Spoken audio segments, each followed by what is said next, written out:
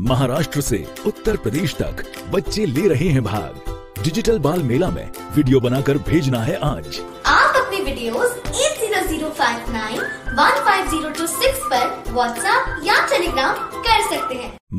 आगे बढ़ते हैं, एक बड़ी खबर का रुख करते हैं भीलवाड़ा से। इस वक्त की बड़ी खबर है भीलवाड़ा में एसीबी कार्रवाई से जुड़ी इस वक्त की बड़ी खबर। घूसखोर एक्सीएन सतीश शारदा के घर की तलाशी पूरी हो चुकी है। घर से 1 लाख रुपए नगद मिले हैं, बैंक से 38 लाख रुपए मिले हैं, 12 लाख की एफडी मिली है, 6 प्लॉट के दस्तावेज भी मिले हैं, एक 3 मंजिला शानदार बंगला।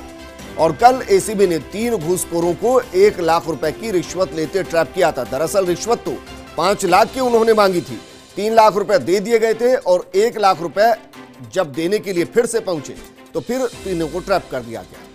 एसीबी एएसपी विजय सिंह ने कार्रवाई को अंजाम दिया है और डीजी एसीबी बीएल सोनी ने इसकी पुष्टि कर दी है। तो बड़ी खबर हम आपको बता रहे हैं, इसको अगर आप कैलकुलेट करेंगे तो लगभग 1 करोड़ से ऊपर का ये सारा आंकड़ा जाएगा, क्योंकि 38 लाख के आसपास तो बैंक के अंदर ही है, 1 लाख रुपए घर पर मिला है, 12 लाख रुपए की एफडी मिली है, 6 प्लॉट के दस्तावेज मिले हैं और एक 3 मंजिला मकान के अंदर शानदार बंगले के अंदर वो खुद रहते हैं। इसके अलावा ज्वेलरी होगी जिसका आंकड़ा अभी तक सामने नहीं आया है। तो एक बड़ी ट्रैप की कार्रवाई की गई। और याद कीजिए, मुख्यमंत्री अशोक गहलोत ने जब एसीबी की मीटिंग ली थी तो कहा था कि छोटी मछलियों को छोड़िए, बड़ी मछलियों पर कार्रवाई कीजिए, कोई बीच में नहीं आएगा, अगर कोई गलत है तो उसके खिलाफ कार्रवाई होनी चाहिए। और एसीबी तभी से एक्टिव मोड में दिखाई दे रही है। पहले भी कार्रवाई हो रही थी, लेकिन अब हर दिन कुछ बड़ी कार्रवाई नजर आती है। डीजी एसीबी के बीएल सोनी ने इस पूरी कार्रवाई की पुष्टि की है और अब हम आपको बता रहे हैं कि क्या क्या मिला है घूसखोर एक्सीएन सतीश शारदा के घर की तलाशी के दौरान। घर से 1 लाख रुपए नगद मिले हैं, बैंक से 38 लाख रुपए मिले हैं, 12 लाख की एफडी मिली है, 6 प्लॉट के दस्तावेज मिले हैं, एक 3 मंजिला शानदार बंगला मिला है। ये तमाम चीजें मिली है। इसमें ज्वेलरी कितनी है वो ऐड नहीं हुई है।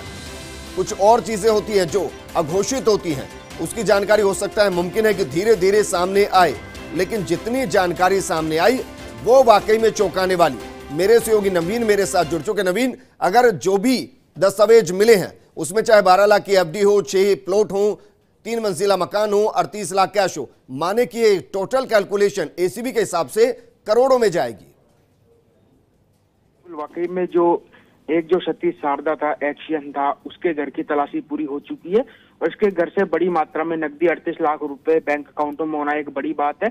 अब हो सकता है संभवतः एसीबी इनके ऊपर एक डीए का केस भी, यानी आय से अधिक संपत्ति का भी केस दर्ज कर सकती है। फिलहाल अभी जांच चल रही है, आज इनको कोर्ट में पेश किया जाएगा। ये तीनों जो कल जो घूसखोर पकड़े गए थे, इन तीनों को एसी, एक्शन और एएन को कोर्ट में पेश किया जाएगा और संभवतः एसीबी कोर्ट से रिमांड मांगेगी। फिलहाल ये तीनों आरोपी भीलवाड़ा में है और जो टॉप के जो एडिशनल एसपी है विजय सिंह, वो फिलहाल इस वक्त भी भीलवाड़ा में है और आज इन्हें कोर्ट में पेश कर इनका रिमांड मांगा जाएगा। संभवतः 2 से 3 दिन का रिमांड मांगा जाएगा। और आपको एक चीज चौंकाने वाली बात ये महेंद्र बताऊं कि जो परिवादी था, पहले इनको 2% कमीशन दे चुका था, लेकिन इनका जो नियत है तीनों अधिकारियों की वो बिगड़ गई और उसके बाद 2 की जगह 4% कमीशन मांगने लगे और उसके बाद ये एसीबी के हत्थे चढ़े। फिलहाल ये एसीबी की गिरफ्त में, इनसे पूछताछ की जा रही है। और अच्छा नवीन, एक और सवाल मैं आपसे करना चाहूंगा। हम बीते 6 महीने से देख रहे हैं कि बहुत तेजी से कार्रवाई हो रही है, हर दिन एक न एक कार्रवाई नजर आती है। उसके बावजूद घूसखोरों के अंदर डर नहीं। जब एक ऐसी ट्रैप की कार्रवाई होती है और उस कार्रवाई के बाद कोर्ट में पेश किया जाता है, अभी तक अधिकतम सजा किसको कितनी हुई? और इसमें यह भी जानना चाहूं, क्या किसी की सरकारी नौकरी पर रहते हुए जब ऐसी घूसखोरी पकड़ी जाती है, क्या नौकरी जाती है या सिर्फ एपीओ या सस्पेंड होते हैं? देखिए, बिल्कुल उसे तुरंत प्रभाव से निलंबित कर दिया जाता है। अगर कोई सरकारी कार्मिक रिश्वत लेते हुए गिरफ्तार होता है तो उसे तुरंत सरकार की तरफ से निलंबित कर दिया जाता है और जो मामला है वो कोर्ट में चलता है। साथ ही आपको बता दूं, अगर पिछले 6 महीने की बात करें तो एसीबी ने लगातार बड़ी बड़ी कार्रवाई को अंजाम दिया है। कई ऐसे बगड़े मगरमच्छ है, उनको एसीबी ने दबोचा है। मैं अगर एमडीएस यूनिवर्सिटी के वाइस चांसलर की आरपी सिंह, जो एक बड़ा नाम था, एक बड़ा मगरमच्छ था, उसको भी एसीबी ने दबोचा था। उसी के साथ जैसे परिवहन विभाग की बात करें तो परिवहन विभाग में जो मकर जाल था, शाहजहांपुर बॉर्डर की बात करूं या फिर रतनपुर बॉर्डर की बात करूं, तो सभी जगहों पर एसीबी लगातार अपनी कार्रवाई करती जा रही है। जिस तरह से मुख्यमंत्री अशोक गहलोत ने जो एसीबी को एक टोल फ्री नंबर दिया था 1064, उस पर लगातार एसीबी के पास भ्रष्टाचारियों की शिकायतें पहुंच रही है और लगातार 1064 के माध्यम से एसीबी की टीम है वो लगातार भ्रष्टाचारियों को पकड़ रही है। और बीते दिनों आपने देखा होगा विजेंद्र, आय से अधिक जो संपत्ति के मामले यानी डीए के मुकदमे में भी एसीबी ने इजाफा किया है। अब कुल मिलाकर अब ये है कि भ्रष्टाचारियों की अब शामत आ चुकी है प्रदेश में। इस तरह मुख्यमंत्री का एजेंडा है राजस्थान को भ्रष्टाचार मुक्त बनाना है, और उसी क्रम में जो एसीबी के डीजी बीएल सोनी और एडीजी दिनेश एमएन है वो इस क्रम में लग चुके हैं। उनके अंडर में पूरे राजस्थान की जो एसीबी की टीम है वो लगातार अच्छा नवीन, जो बड़े-बड़े एक्सीएन सतीश शारदा के साथ साथ एससी को पकड़ा गया था और एईएन को भी पकड़ा गया था, क्या उनके घर की भी तलाशी ली गई? क्या वो आंकड़ा रिलीज हुआ? उनके वहां से क्या मिला है? ये देखिए, फिलहाल अभी उनकी सर्च की जा रही है, सर्च चालू है। उसके बाद ये सर्च हो सकता है कि तकरीबन दोपहर 12 बजे तक चले, उसके बाद क्लियर हो पाएगा उन दोनों के घर पे क्या निकलता है। लेकिन फिलहाल जो हमारे पास फर्स्ट इनपुट आए हैं वो जो एक्शन सतीश शारदा है उसके पास है 38 लाख रुपए बैंक अकाउंटों में, 1 लाख रुपए नगदी के साथ साथ 6 इसके पास प्लॉट्स हैं और एक 3 मंजिला का आलीशान बंगला भी इसके पास है, और जो कई बैंक अकाउंट्स और लॉकर को एसीबी ने जब्त किया है।